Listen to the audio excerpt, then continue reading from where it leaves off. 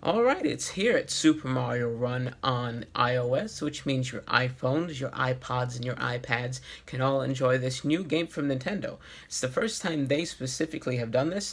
Previously, Pokemon Go was the only Nintendo-related title to make it over to iOS, but that really wasn't developed by Nintendo directly, just endorsed by them. This one was developed by Nintendo and a co-developer, Dina, or DNA. Not 100% sure how they decided to go with that.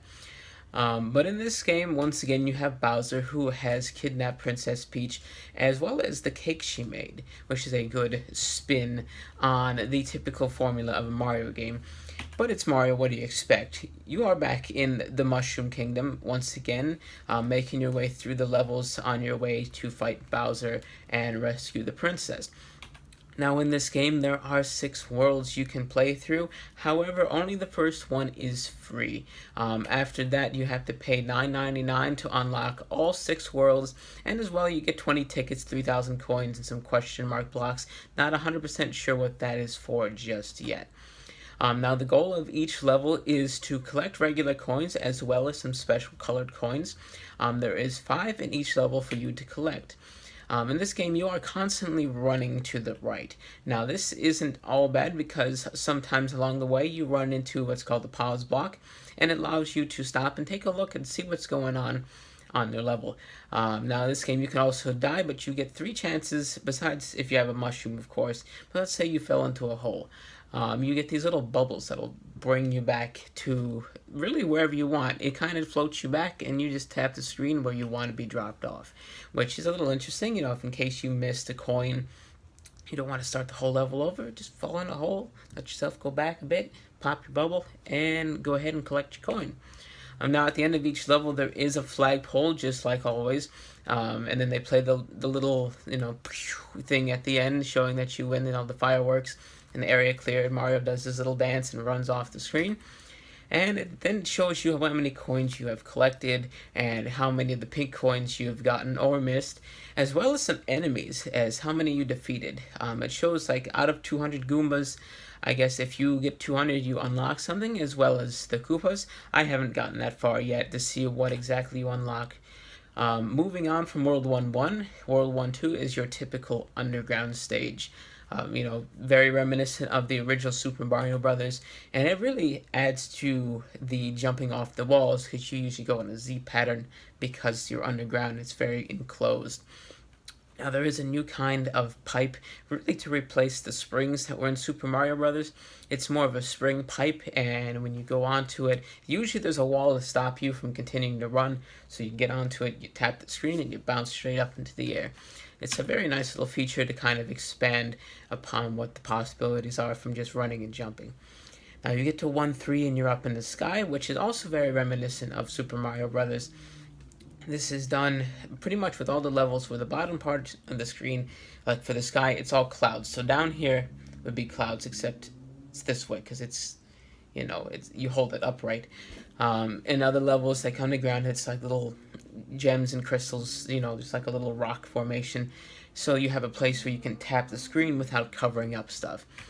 Now, in this sky level, there is a red coin challenge, like in pretty much all of the Super Mario games, except for maybe the first few. Getting all these coins will give you an invincibility star and let you run really fast through the rest of the level.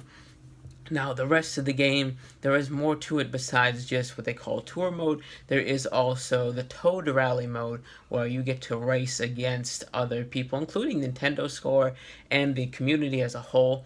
You try to beat their score as far as how many coins you collect and the skills that you perform with your jumps. Toadette is your judge, and she will be in charge of basically picking the winner at the end. Now, it counts how many coins you collected, and then it kind of shows how many fans you got, more or less, and that is added to your score. After you collect your fans, they are added to your kingdom, and there's many different colored toads you can collect. There's red, blue, green, purple, and yellow. When I first played it, I just got red because I only tried it once. Now, the thing about this mode is it takes Toad Rally tickets, which you can unlock playing different various modes. They start you out with about 5, and then you can gain them back as you play the game. Besides that, there is also a building mode where you can spend the coins that you collect on different buildings. Now, it starts you off with a free Toad bonus hut, which by going into that hut, you play a little bonus level which is set into the Boo's Mansion. And it seems like the object of this level is really just to collect coins. There's no enemies, at least in the one that I played. And at the end of each one, there's some treasure chests that you can collect. And inside may be a Toad ticket. I think I won two when I did mine. And there are some where you don't win any. So it's kind of like a bonus where you can get a lot or you can get a little. It depends on how well you choose as you go. Now, if you have a Nintendo account, you can connect your app to the account, and you'll actually unlock Toad to play.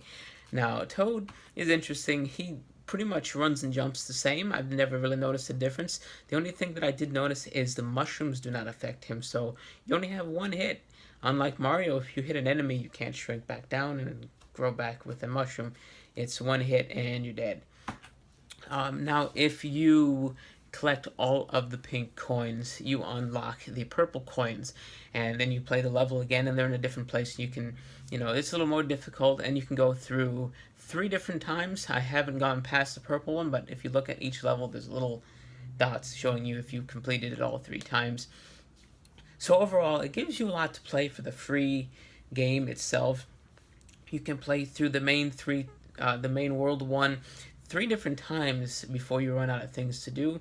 And then the Toad Rally is pretty much endless. You can keep playing that as long as you have tickets. And then, of course, there's the bonus levels. So there's a lot to do for a free game. But the $9.99 price tag, some people weren't expecting. Some people, were hoping this would be completely free, and I thought it was personally.